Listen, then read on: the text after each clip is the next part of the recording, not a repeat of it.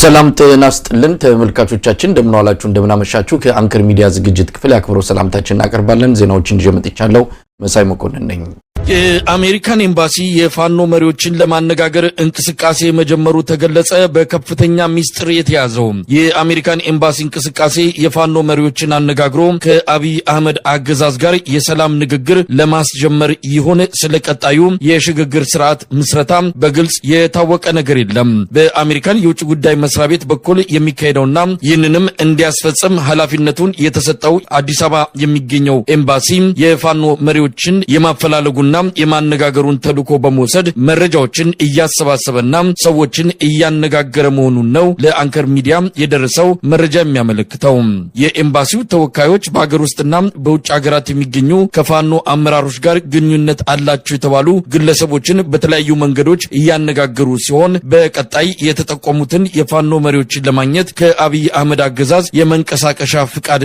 መጠየቃቸውን ያገኘነው መረጃ ያመለክታል የአሜሪካን ጥረት ንግግር ለማስጀመር ይሆን ስለ ሽግግር መንግስት መስረታ በግልጽ ባልታወቀበት በዚህ ሂደት የፋኖ መሪዎች ፍቃደኛ ስለመሆናቸው ብዙ አጠራጣሪ ጉዳዮች መኖራቸውን የሚጠቅሱት የአንከር ሚዲያ ምንጮች ይህ እንቅስቃሴ ለፋኖ ትግል ጠቃሚ ውጤት የሚያመጣ እንደማይሆን ይገልጻሉ የፋኖ እንቅስቃሴ በተጠናከረበትና የአብይ አህመድ ሰራዊት በየአቅጣጫው ከፍተኛ ኪሳራ እያስተናገደ በሚገኝበት በዚህ ወቅት በአሜሪካን ኤምባሲ በኩል የተጀመረው እንቅስቃሴ በከፍተኛ ጥንቃቄ መታየት እንደሚገባው ለአንከር ሚዲያ መረጃውን ያደረሱ ወገኖች ገልጸዋል እንዲህ አይነቱ ግልጽ ያልሆነ እንቅስቃሴ አንድ ወጥ ፖለቲካዊና ወታደራዊ አደረጃጀት በመፍጠር ላይ ለሚገኘው የአማራ ፋኖ እዝ ከጥቅሙ ይልቅ ጉዳቱ የሚያመዝን እንደሆነ የሚገልጹት እነዚህ ወገኖች ማንኛውም የፋኖ አመራር ከአሜሪካን ኤምባሲ እየመጣ ያለውን ጥያቄ ማስተናገድ የለበትም ሲሉም ያስጠነቅቃሉ ሰሞኑን ከዲፕሎማቲክ ማህበረሰቡ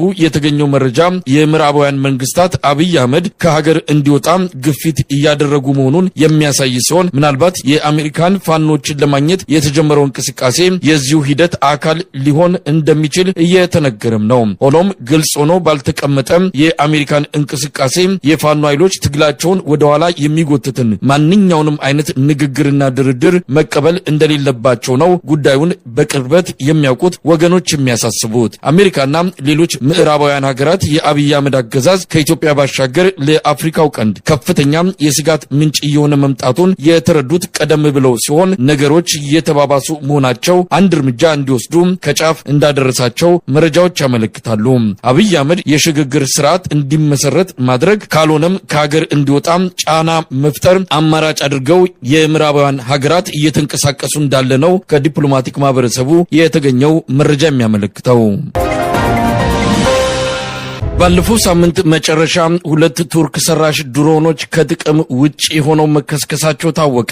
አንደኛው ከመነሳቱ መውደቁን ሁለተኛው ደግሞ ትንሽ ርቀት በአየር ላይ እንደቆየ ወደ መሬት ተፈጥፍጦ መከስከሱን የአንከር ሚዲያ ምንጮች ካደረሱን መረጃ ለማወቅ ተችሏል ቲቢ2 የተሰኘው የቱርክ ድሮን ቦምብ ጭኖ ወደ አማራ ክልል ለማምራት ከተነሳ በኋላ አየር ላይ ብዙም ሳይቆይ በደብረ ዘይት ቢሾፍቱ አየር ኃይል አካባቢ መከስከሱን ነው ተመለከተው አኪንቺ የተባለውን ዘመናዊና በዋጋ ደረጃም ውድ እንደሆነ የሚነገርለት ድሮንም ከአየር ኃይሉ መንደርደሪያ እንደተነሳ እዚያው መከስከሱን ከደረሰን መረጃ ለማወቅ ተችሏል የአብይ አህመድን አገዛዝ ከፍተኛ ድንጋጤ ውስጥ የከተተው የሁለቱ ድሮኖች መከስከስ በጥብቅ ሚስጥርነት የተያዘ ሲሆን የተከሰከሱበትን ምክንያት ለማጣራት አብይ አህመድ በግል እየተሳተፈበት ያለ የምርመራ ስራ መጀመሩን ያገኘነው መረጃ ያመለክታል ስለ ሁለቱ ቱርክ ሰራሽ ድሮኖችን በተመለከተም ማብራሪያ የጠይቅናቸው አንድ ወታደራዊ ባለሙያ ቲቢ2 የተባለው ድሮን በትግራዩ ጦርነት በብዛት በጥቅም ላይ የዋለ ከአቅም አንጻር አኪንቺ ከተሰኘው ድሮን ያነሰ እንደሆነ ገልጸውልናል አኪንቺ በጣም ዘመናዊ በርከት ያሉ ቦምቦችን በአንድ ጊዜ መሸከም የሚችል ሌትና ቀን ለብዙ ሰዓታት የሚበር እንደሆነ ነው ባለሙያው የሚናገሩት ቱርክ አኪንቺ የተሰኘውን የድሮን ምርቷን ከኢትዮጵያ ሌላ ለፓኪስታንና ለሊቢያ መሸጧን የሚታወቅ ነው። ባለፈው ሳምንት በአየር ኃይል ቅጥር ግቢ የተከሰከሰው ይኸው አኪንቼ የተሰኘው ድሮን በዋጋ ደረጃም ለአብይ አህመድ አገዛዝ ትልቅ ኪሳራ ያደረሰበት እንደሆነም ተመልክቷል። ሁለቱ ድሮኖች እንዴት ተከሰከሱ፣ ምክንያቱ ምንድነው የሚለው በጥብቅ ምርመራ እየተደረገበት ሲሆን የተወሰኑ የድሮን ቴክኒሻኖች በጥርጣሬ ታስረው ምርመራ እየተካሄደባቸው እንደሆነም ከደረሰን መረጃ ለማወቅ ተችሏል። ሰሞኑን ሰፊ ሽፋን እንዲሰጠው የተደረገው የሁለት ተዋጊ ጄቶችና የድሮን ወደ ሀገር ቤት መግባት በዋናነትም ባለፈው ሳምንት መጨረሻ የተከሰከሱት ሁለቱ ድሮኖች የፈጠሩትን ኪሳራና ወታደራዊ ስብራት ለማድበስበስ እንደሆነ ነው ከምንጮች መረጃ ለማወቅ የተቻለው። አሁን የተገዙት ተዋጊ ጄቶች ዘመናዊ ከፍተኛ አቅም እንዳላቸው የተገለጸ ሲሆን የአብይ አህመድ አገዛዝ እግረኛው ሰራዊት ላይ እየደረሰ ያለውን ከፍተኛ ኪሳራ ለመቀልበስ ውጊያዎችን በሙሉ በጄቶችና በድሮኖች ላይ የተመሰረቱ ለማድረግ ማቀዱን ነው የአንከር ሚዲያ ምንጮች የገለጹት።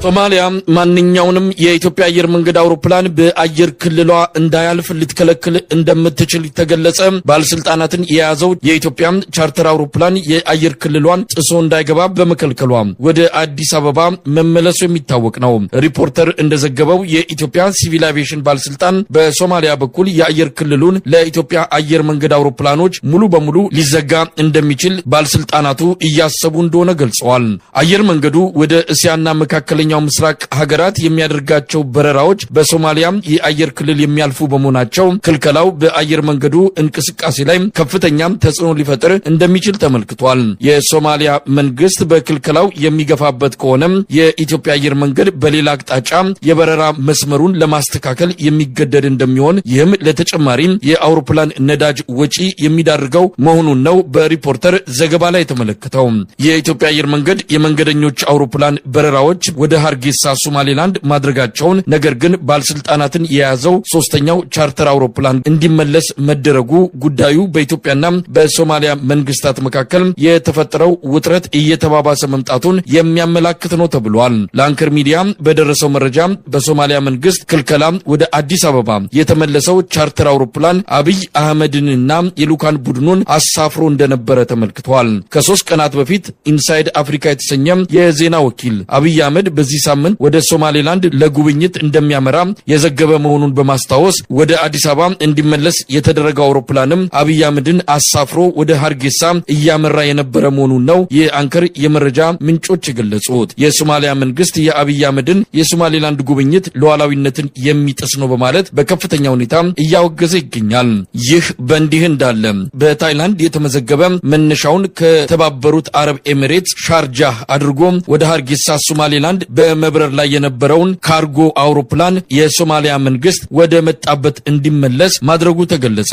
የሶማሊያ የበረራ ተቆጣጣሪ ባለስልጣን ለካርጎ አውሮፕላኑ የአየር ክልሉን ጥሶ እንዳይገባ በማስጠንቀቁ ወደ ሻርጃ ተመልሶ መሄዱን ለማወቅ ተችሏል። ከሶማሊያ ጋር ፍጥጫ ውስጥ የምትገኘውና ከኢትዮጵያና ሶማሌላንድ የመግባቢያ ሰነድ ጀርባ እጇ እንዳለበት የሚገለጸው የተባበሩት አረብ ኤሚሬትስ በካርጎ አውሮፕላኑ ምንጭና ወደ ሶማሌላንድ ለማስገባት እንዳቀደች መረጃው የለንም የሚሉት የሶማሊያ መንግስት ባለስልጣናት አውሮፕላኑ ወደ መጣበት እንዲመለስ ማድረጋቸው ተገልጿል። ምናልባት የጦር መሳሪያዎችን ጭኖ ወደ ሶማሌላንድ ለማድረስ እየተጓዘ እንደነበረ ጥርጣሬው እንዳለ ነው የተመለከተው። በሁለቱ የአፍሪካ ቀንድ ሀገራት የተከሰተው ውጥረት ቀጠናውን ወደ ቀውስ ሊከተው እንደሚችል በስፋት እየተነገረም ነው። አሜሪካን ሁኔታው እጅግ እንዳሳስባትና በብሔራዊ ጥቅሟ ላይ ብርቱ ስጋት እየፈጠረባት መሆኑን በመግለጽ የሶማሊያን ሉዓላዊ የግዛት አንድነት በማክበር ውጥረቱ እንዲረግብ አጥብቃ ያሳሰበችበትን መግለጫ ማውጣቷ የሚታወስ ነው።